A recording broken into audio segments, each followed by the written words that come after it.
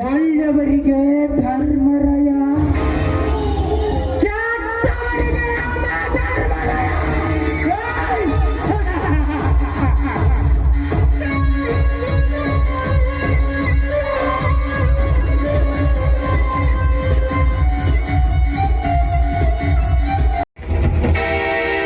ದೂರ ಸಿರಿವಂತ ಮೇತಿರುವ ನಿನ್ನ ದರ್ಪ ಮೆಟ್ಟಿದ ಶಾಪನಾಗಿ ರೈತರ ಹೊಟ್ಟೆಯ ಮೇಲೆ ಹೊಡೆದು ರೈತರ ರಕ್ತ ಕಣ್ಣೀರಿಂದ ಕಟ್ಟಿರುವ ನಿನ್ನ ಸಾಮ್ರಾಜ್ಯಕ್ಕೆ ಸಾಮ್ರಾಟನಾಗಿ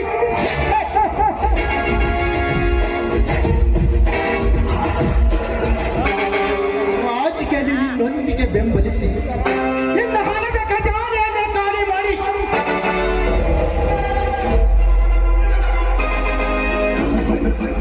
ಲಕ್ಷಾಧಿಪತಿ ಆಗಿರುವ ಭಿಕ್ಷಾಧಿಪತಿಯಾಗಿ ಮಾಡಿ ತಿರುಪತಿ ತಿಮ್ಮಪ್ಪನ ಗುಡಿಯ ಮುಂದೆ ಭಿಕ್ಷೆ ಬೇಡುವಂತೆ ಮಾಡಿದಾಗಲೇ ನನ್ನ ಸೇಡಿನ ಕೆಂಡ ಬಂದುತ್ತದೆ. ನವಿಲಿನಂತೆ ನರ್ತನೆ ಮಾಡುತ್ತಿರುವ ಆ ನಾಗೇಗೌಡನ ತಂಗಿ ನಾಗರತ್ನನ ಶೀಲ ನಾಳೆಗೆ ಈ ಚಕ್ರವರ್ತಿ ಕೈಯಲ್ಲಿ ಚಿತ್ರ ವಿಚಿತ್ರ. ಬಂದೆ ನಾಗರತ್ನ, ನಿನ್ನ ದೇಹದ ಒಂದೊಂದು ಭಾಗಕ್ಕೆ ಮುತ್ತಿಟ್ಟು ನನ್ನ ಆಸೆ ಆಕಾಂಕ್ಷೆಗಳನ್ನು ಈಡೇರಿಸಿಕೊಳ್ಳಲು